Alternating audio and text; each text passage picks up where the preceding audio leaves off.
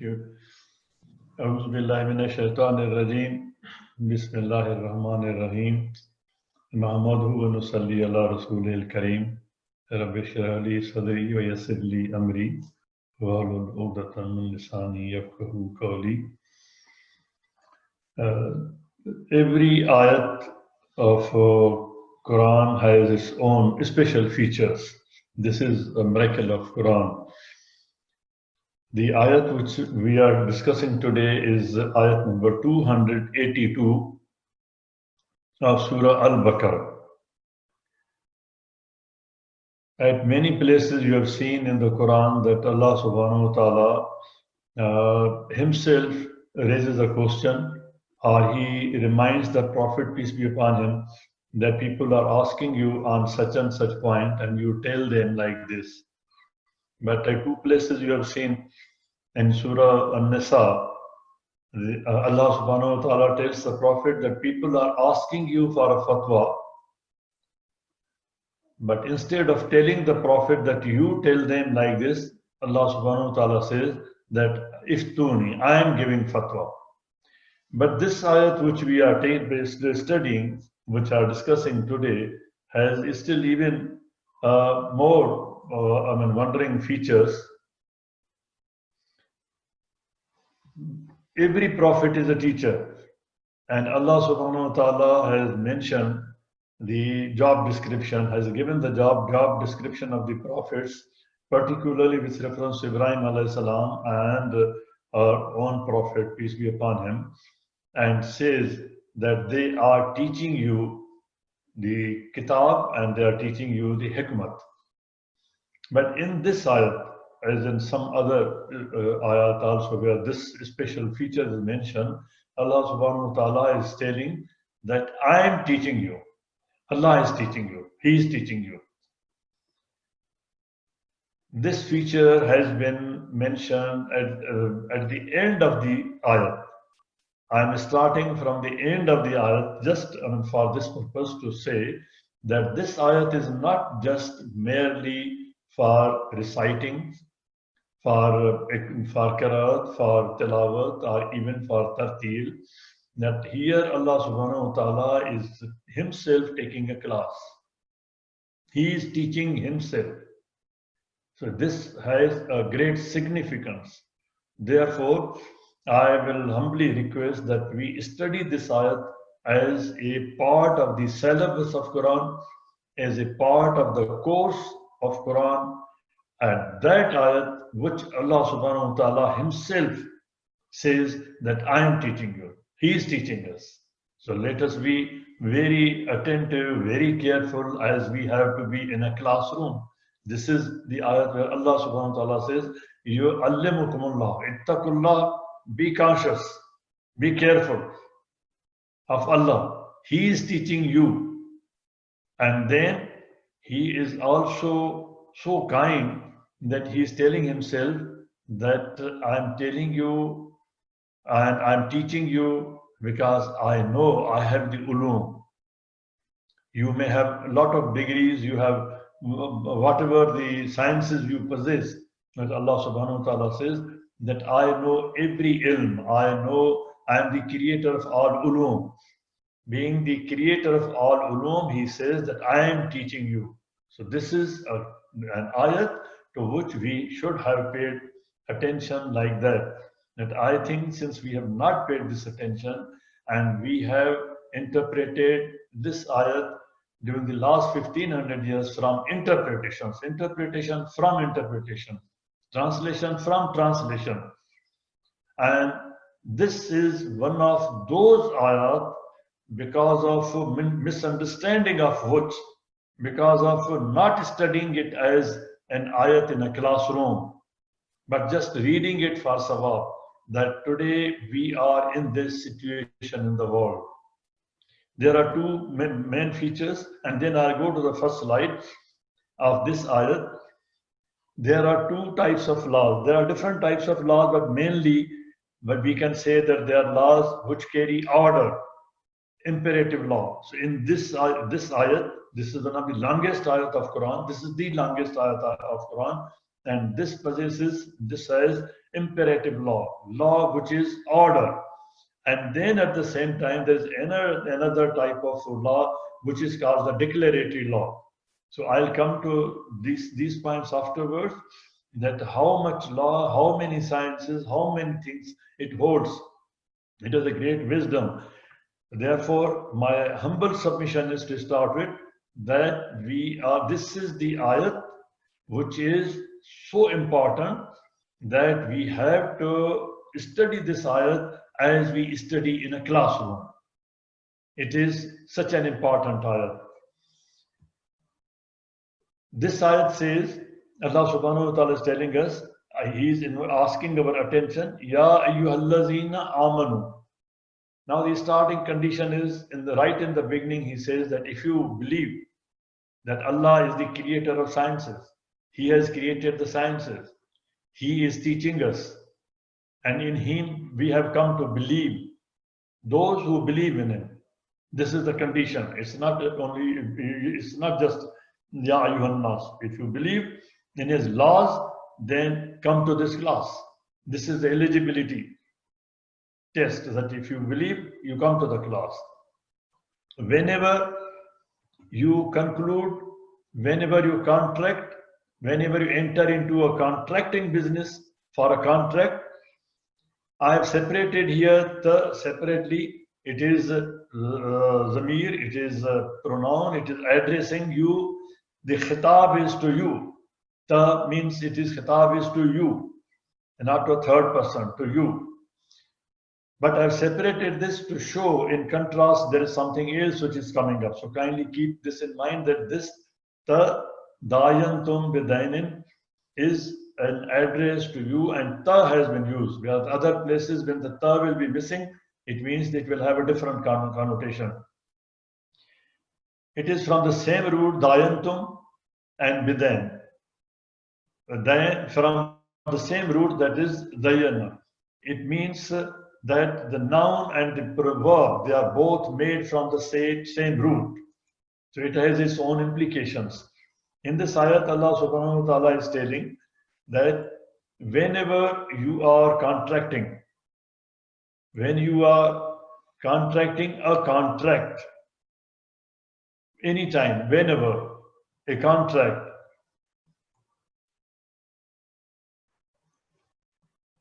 from the root, as I already explained, it has many connotations. So all those connotations have to be kept in mind.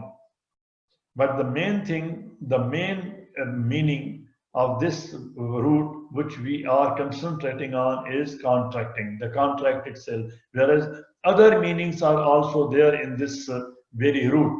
These have to be kept in mind.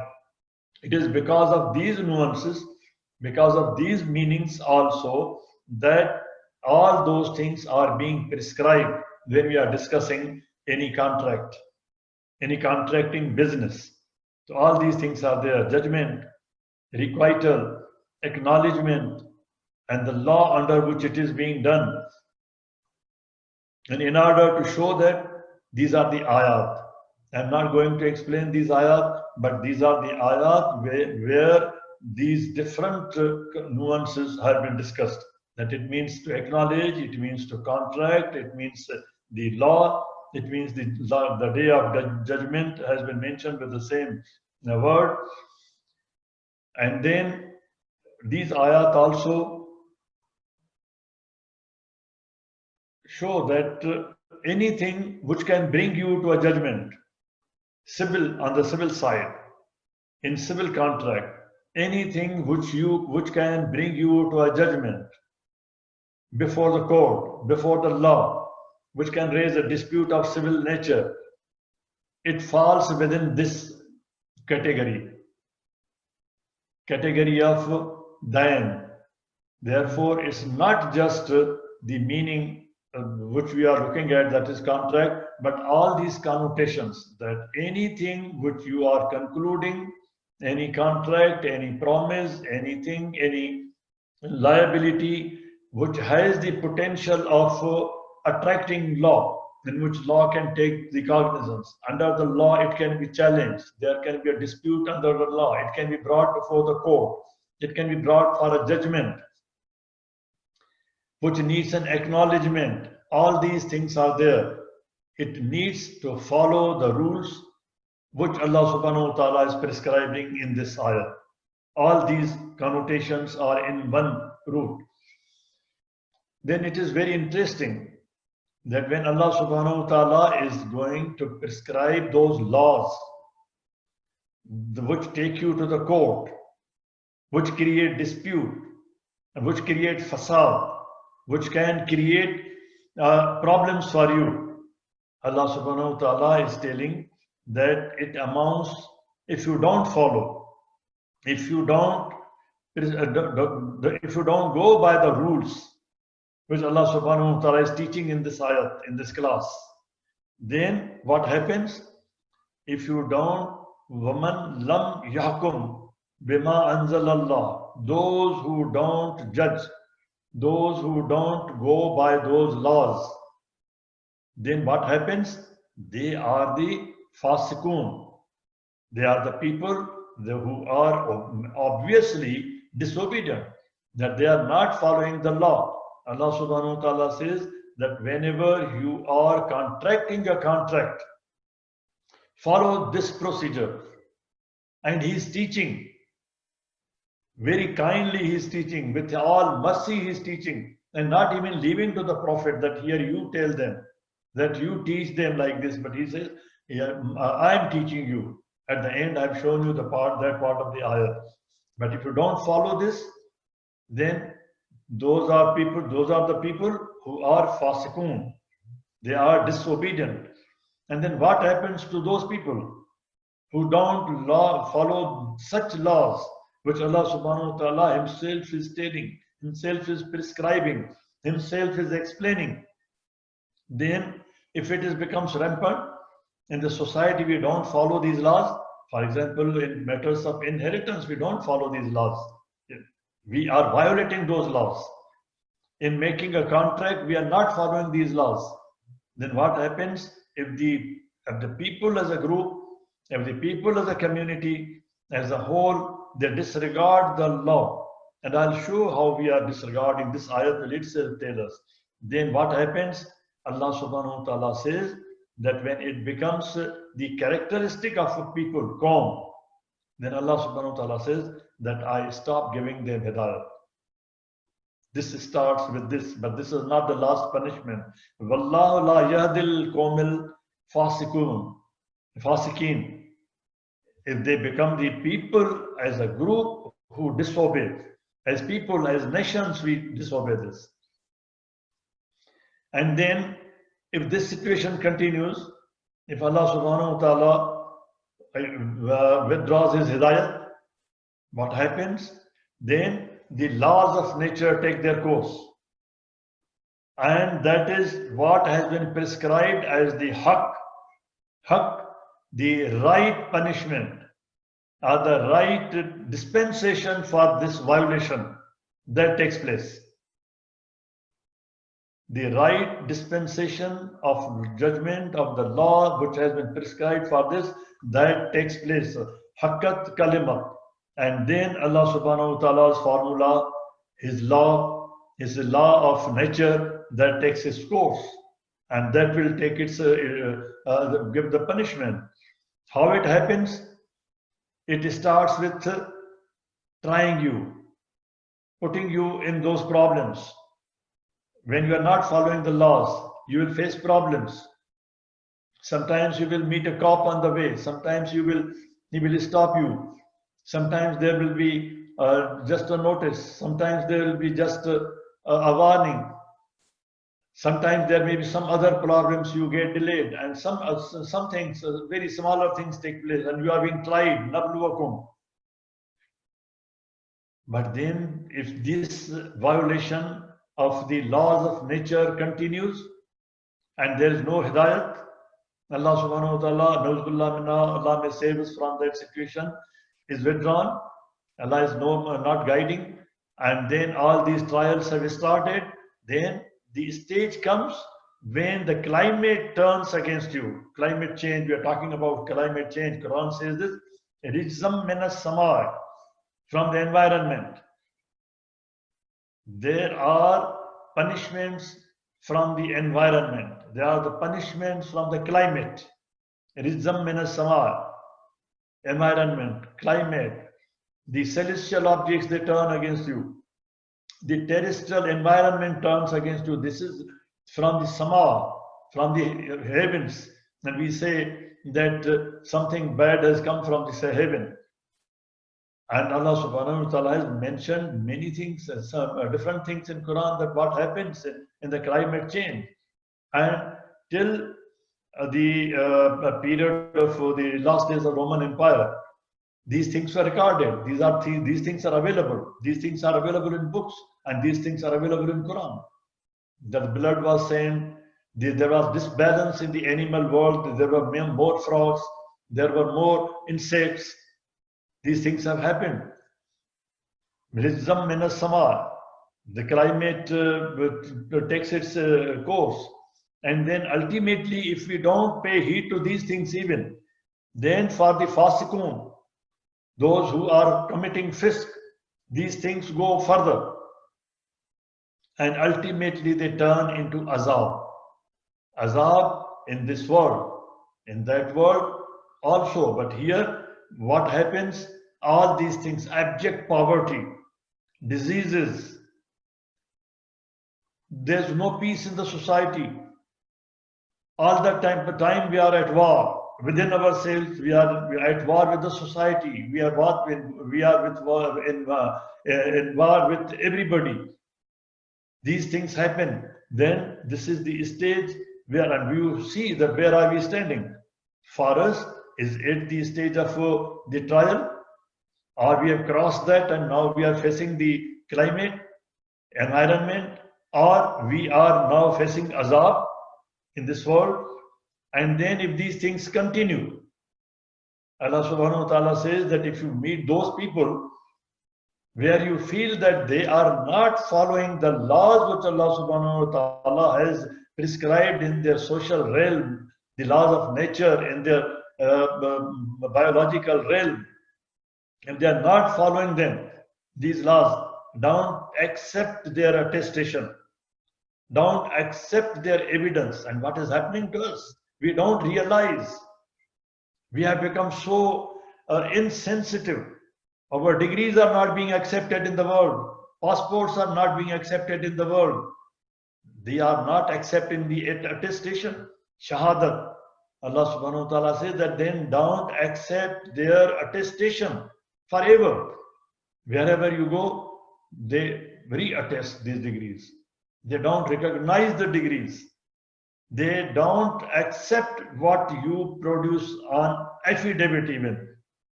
On oath, whatever you give in writing, they don't believe. Haven't we reached that stage everywhere in the world and in our own country? In our own countries, wherever we are, that our attestation is not being accepted, and we don't accept, even we don't accept the attestation of another person. When that stage reaches, Allah subhanahu wa ta'ala says that from these people nothing is accepted. Lai yutaqabbil minkum. They give sacrifices, they sacrifice animals, they give the charity from the corrupt practices which they earn, from the bribery, whatever they earn. Don't accept that. Nothing is accepted from them. Once the attestation is not accepted, then nothing is accepted from them. This goes in. And then what comes next? This is the decision of the history, decision of the civilizations at the end. You look at the history in the broader perspective. Wallahu fahal yuhlik. It's very clear that those civilizations are then, they face death. They die. Where are the civilizations which ultimately went through these stages and they reach the last stage. Where is Mesopotamian civilization at the end? What happened to that? Babylonian civilization. So many other civilizations, Egyptian civilizations. You have seen the last part of the Egyptian civilization, the period of Pharaoh. What happened to that ultimately? Destroyed. Death. It is in the nature, laws of nature, and you have seen how these laws are working for the disobedient people, for Fasikun.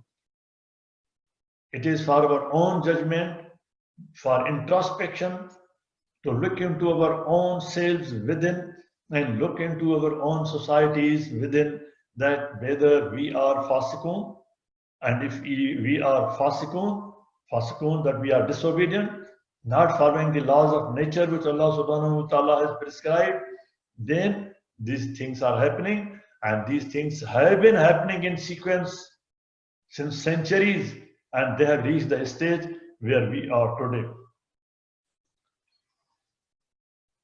And after that, what happens? It's not the end of the punishment for these people, for such civilizations. This was not the end of punishment for Pharaoh and his armies, which were drowned while crossing the sea. That was not the end of punishment. Those people, those persons, they also have to ultimately face, when they are raised, the punishment of Nar. That is the punishment there, hereafter. Here, the punishment may be a fine, the punishment may be imprisonment, but there, once the day of judgment is held, there the punishment is only and only through fire, an-nar. Now this is all for first Fasikun. Those laws, tadayantum bidainin, when we go through those laws, keep it in mind kindly, that if we are Fasikun in that respect, wherever we are, the law of nature will take its course. It will apply, and it is applying. What is this tadayantum bidainin? It is a transaction, it is a contract which is reciprocal. Form 6 has been used, tadayantum. Why this form 6 has been used? Form 6 is that form of the verb in Arabic which is reciprocal. In the modern language of accounting, we say double entry, that there's a corresponding entry system, reciprocal entry system.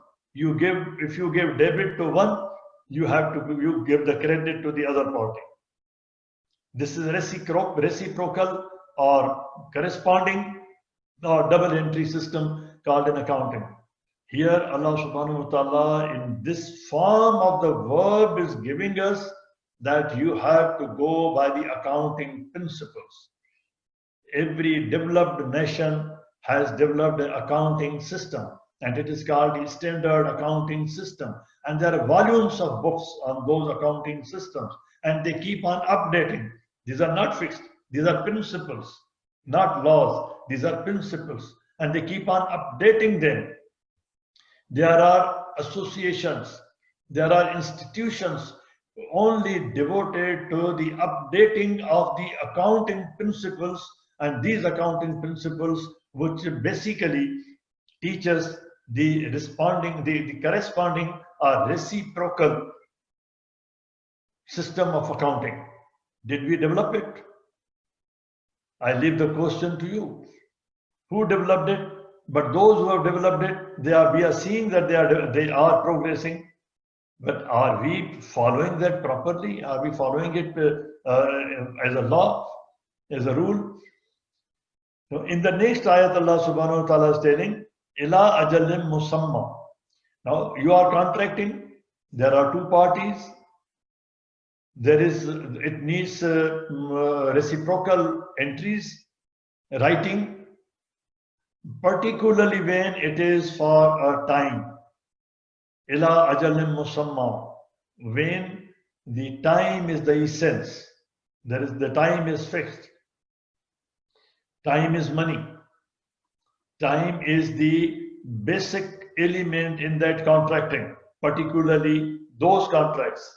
Allah subhanahu wa ta'ala is referring to those contracts in this phrase, Tadayantu bidainin, and then ila ajalin musamma, to a particular time. Here I may clarify that there is a difference between different types of dealings, financial dealings, and even within loan, there are different types. Here we must differentiate between the qarz and charity. Charity doesn't need to be written. It may not be necessary to write, but when it is affecting the double entry system, anywhere it is affecting the reciprocal, it requires a reciprocal entry. For example, you are claiming that you are giving this charity from your income, reflecting on the income tax return, then it must be reflected in your accounting system. Otherwise, it will not be accepted by the income tax officer. Even if you say that I have given qarz and qarz hasana, loan, it's a personal loan. It may not require entry for that person, against that person. But for the purposes of the system, you will have to enter even that entry, make that reciprocal entry. You will have to debit to the cash or credit to the cash.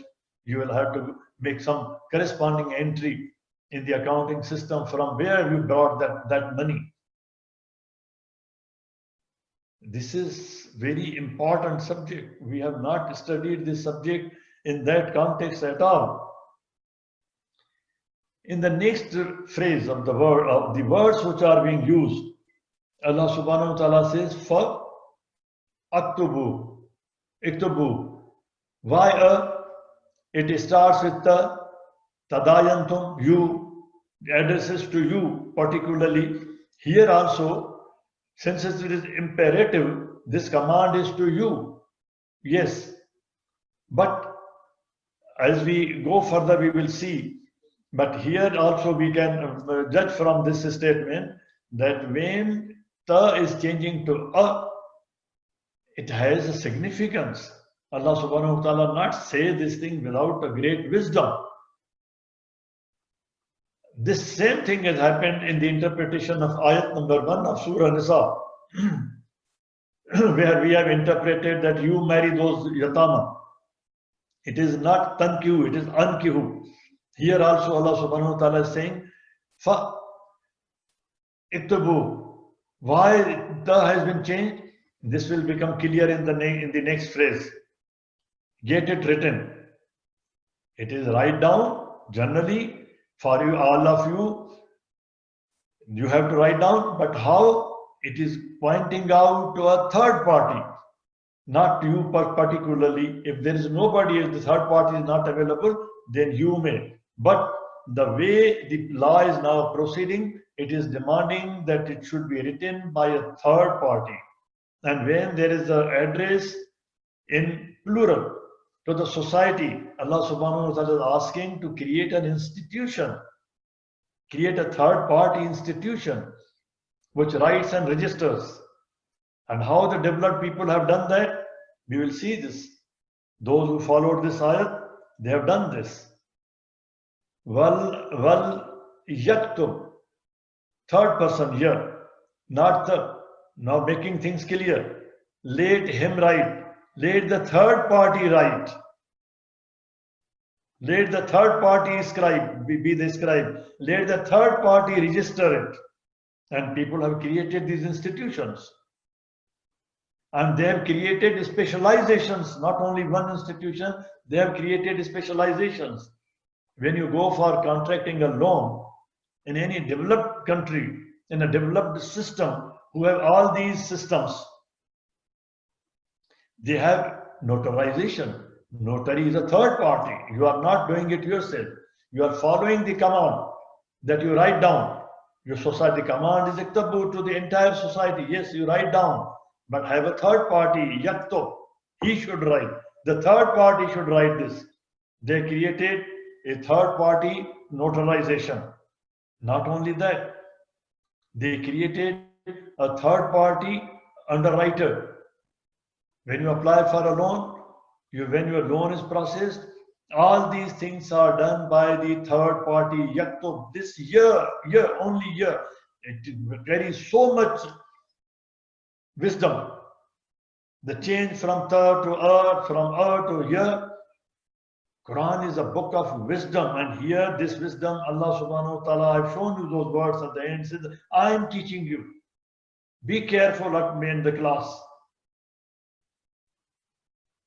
The specialization is with a lot of wisdom. And then they have created title companies. Here we have left everything to the person himself, the interested party.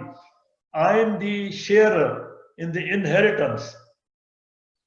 And I am and in the society where might is right. I decide for myself that what share I should get, what share I should take. I am the interested party. Yet I am deciding for my mother, I am deciding for my sister, I am deciding for everybody. There is no third party.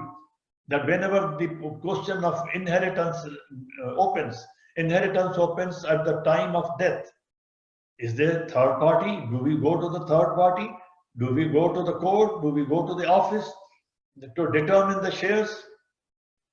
I may give you an example, very small example, but it is very, it's of high magnitude in its implications. For example, a person dies, he has a wife and he has a son. He has 100 acres of land. Now that land has to be divided. They divide it according to the formulas given in Quran, everything good on the surface. But when the cases come before us in the court, there's a lot of tricks which are played. The frontage on the road, the frontage of the land which is along the road, which has a wider width, is taken by the son always.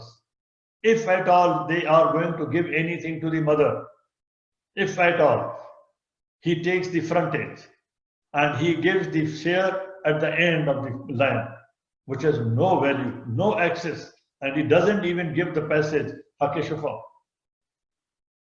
Is this the way the interested party should be allowed to share? And is this the way the interested party should be allowed to write down? This year created third party validation, and within that third party validation, they institutionalized and they specialized different specializations, doing all these works. But we have not taken care of this thing. And that is why we are creating, and what are the consequences? Quran will tell us. Now we'll be proceeding in that direction also. It is creating a lot of problems, fasad. And because of this fisk, disobedience, and we are committing it at the level of the people generally as a community, we are facing these problems. Even the word katab, yaktub, katab does not only mean writing down with pen, with hand. It has many things, many meanings. Not just one, not two meanings, not three, not 5 meanings, not 10 meanings even. It has a lot of meanings. To write down, to prescribe the shares, for example, to record, to ordain, to order. When the third party writes it down for you, it orders. Then to judge which part of the land should be given. Pass a sentence, decree, Yawmuddin. Same word, same root. And katab also means draw together, bring together, conjoin, sew together to close, bind to close. And exactly there are thousands and thousands of words and terminology which the world is using without knowing that Quran has used this word. We use the word closing. The third party which is doing the business of katab for us, they are writing for us, they are underwriting for us, they are notarizing for us. All these specializations ultimately lead to what? And we say closing. The closing has taken place. The closing on such and such day. they tie up everything, katab, in such a way that everything is ultimately tied up and everything is so closed. The meaning this katab holds is that you put everything in the container, you bring together, then you close its mouth, you conjoin it, you wrap it, you stitch it, so that nothing spills out, so that nothing falls out of it, so that there is no dispute. No dispute emerges from that writing.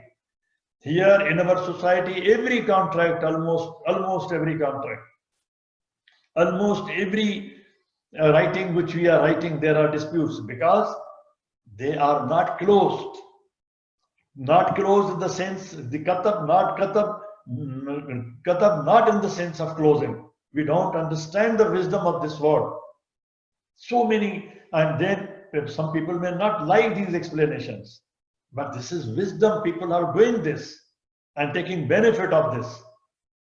And when Allah is teaching us, then we can't just ignore it.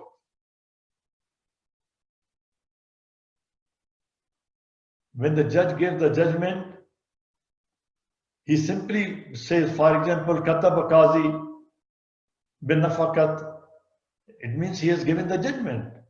When the closing takes place, the underwriter has written something, notarization has written something, the person who is going to decide it, who has done something, then you have to take this thing.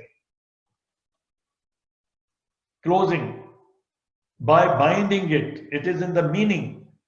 He closed it at the mouth by binding it around. This is katab, process of katab. We close the process, that there's no dispute, nothing comes out of it, so that nothing of its content should drop from it. There's no dispute should come out of it.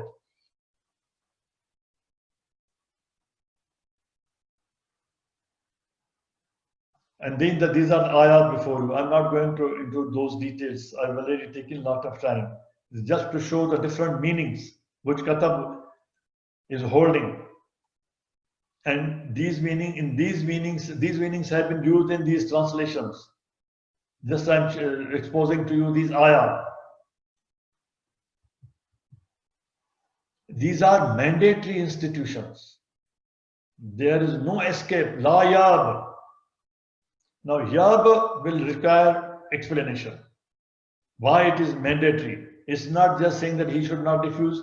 He should not refuse, but when Allah subhanahu wa ta'ala is himself saying that this is my law, don't refuse.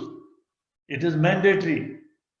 And somebody has an option also at the same time. This word yab has the inherent option also.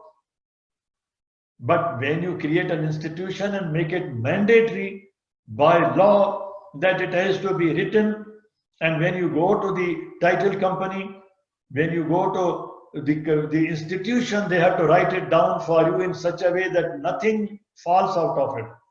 It is a closing. The process of closing takes place. Then it is mandatory. La yab katibun, the title company, the writer, the underwriter, they will not refuse you. Although he has the option, but there's an institution. He will have to show that why he is not accepting, why is he not writing. Now I've already taken, I think, 45 minutes. This ayat is the longest ayat. And this ayat is not for only qiraat or tilawat. This ayat is for teaching. That's why I'm taking more time. So if you like, I can stop here. And we can do this ayat in 4 or 5 sessions even. This is the longest ayat. And there are a lot of laws.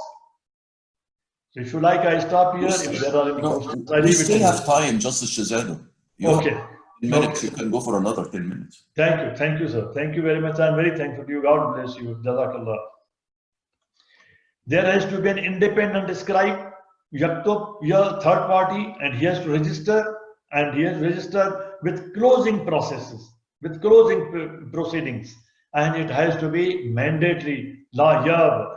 Why yab is so important? That it doesn't leave any option. If somebody refuses, what happens then? Somebody refuses, what happens? Yab has an option. this word gives the meaning of an option also, but I'll come to that. Here again, one word pertaining to the process of writing. In Arabic, even in the common usage also, a learned man who is learned, who is known, who is recognized as a learned man, he who knew the art of writing, not only the art of writing as a rasmul khat, he knows the right of writing, he knows the art of writing as possessing the science and knowledge, the science of accounting, the knowledge of accounting, the knowledge of transactions, knowledge of business. All these people, all these specializations in the closing business. It is not one office. There are many offices. They are all specially trained. They have the sciences of Allah subhanahu wa ta'ala. They have the ulum of Allah subhanahu wa ta'ala. They are learned people. In Arabic, this is the meaning of the word. That the scribe or a secretary is a learned man. And in the bracket here, these are the names of the dictionaries. In Arabic, in Arab world, Katibun, when you say that he's Arizi Navis, in Urdu you say Arizi Navis. He has a specialization. Then Katibun, La Yaba Katibun, when you have a third party validation institution as an office, that is trained, it is sciences. And here, they can't refuse. If they refuse, they have to be brought to the court. They have to explain why they refused it. There should be reason. It is mandatory. In Quran, Allah subhanahu wa ta'ala is using this word in such a way that there's no option. One should not ordinarily use the option. If somebody is a notary, he cannot easily exercise that option and say no. Although in law he has an option, he can say, I will not do this. But he has to give a reason. But here, for example, in this ayat, Allah subhanahu wa ta'ala is using the word for Abba. And this Abba has been used with reference to Iblis also. Abba wastakbar. And here, in these two ayat which are before you, when Abba has been done, when it has been refused in a certain manner, in a certain situation, in this ayat, for example, it says that it is because of the kufr. It is another, they are the zalimun. So refusing somebody when it is mandatory, it's not an easy thing. Even though you have an option. For example, Iblis, he didn't offer the prostration. The inherent meaning of the word shows that he had the option, Abba. But Abba has been used in Quran in such a way that when he was in that company and the order was general, everyone there present at that time had to prostrate. He had also to go by the general order, and he had also to obey. He had no option in that case. He should have obeyed, but he didn't. And the word Abba has been used. Although in the inherent meaning, the root word, there is an option available. Yaktub, write it down, third party here, third person. The third person should write it down how? According to the standard principles, according to the ilm. Kama allamahullah, how Allah subhanahu wa ta'ala has created those ulum. Allam al-Adam asma kullaha, all those principles, laws have been given. It has to be written according to the law. The katib, the learned person in writing, cannot write according to his will, as he wishes. He wants to favor one party. Here the third party validation, the title company, the underwriter, the notarizer, the notary, everything, they have to work as a third party according to the laid down principles, rules, regulations, and there are subjects which are being taught. You can't become an underwriter without having a particular certification. According to ilm, we have not done these things. We have left it to everything to the person who is interested, the interested party, and his might is right there. And we are facing this situation because of this disobedience of this ayat. Write and register according to the standard principles, katab ma allamahullah, the principles which Allah subhanahu wa ta'ala has laid down in those ulum. For example, in simple words, if you take just one meaning, katab, notary services. He's writing. You take a written note, but he is registering. The Arizi Navis in Urdu, they write for you. Where you are not able to write, Allah subhanahu wa ta'ala is giving the option also there, that when you are not able to write yourself and go for notarization, you dictate yourself. It has been used in contrast, malal. Notarization is the official fraud deterrent process.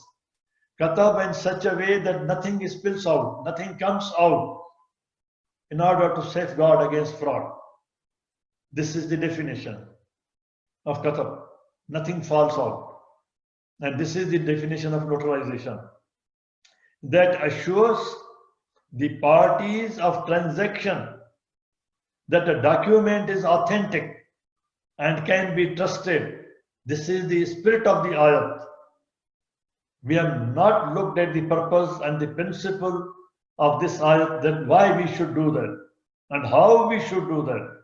We have failed on both accounts. How we should do that? We just read Alhamdulillah and then we are happy with that. It is a three-part process.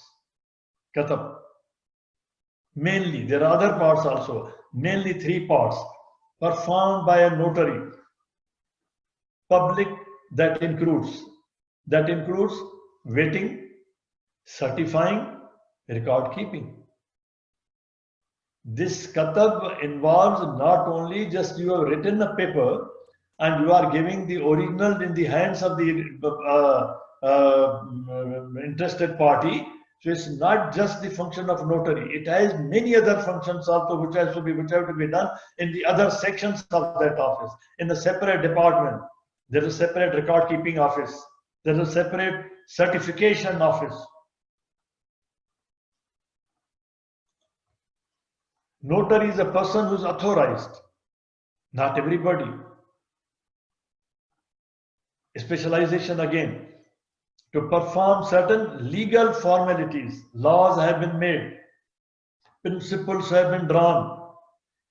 Schools have been created to teach them, to give them certificates, to give them permissions, to give them permit to open an office for this purpose.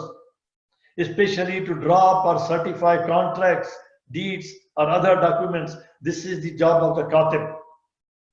Katibun, a learned man in Arabic. Then here Allah subhanahu wa ta'ala is using katab and malal in contrast. Wal yaktub, the third party should write. And then wal yumil, he should write. Who should write? That is clarified here. Allazi alayhil haq. Who should write? That person. Allazi alayhil haq. He should write. Allazi alayhil haq. The one against whom a liability is created. He has the right to write down. You have seen in the closing business, if you are an accountant, if you are ready to go down through the accounting principles, there are volumes and volumes. Then the person goes for registration, he goes for the title, he goes for the closing business, closing process. Although he is not written with his hand, now the technology is changed, but the person who is registering at every step, they have broken those agreements in different parts, and at every stage they ask you, have you read it? Do you understand it? What do you want to say? This is the rate of interest. This is this thing. This is this process. If you have not written it in your own hand, they ask you, certify this, that he said this before me. They identify you, but we are not doing anything of these laws.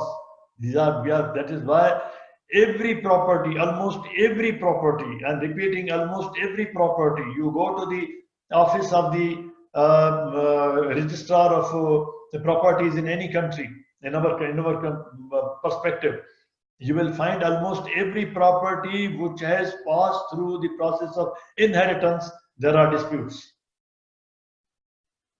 and litigations since generations, because they were not done in the way Quran says, closing, katibun. Nothing should come out, no dispute should arise from that thing. And in contrast, word yumlil has been used, malam.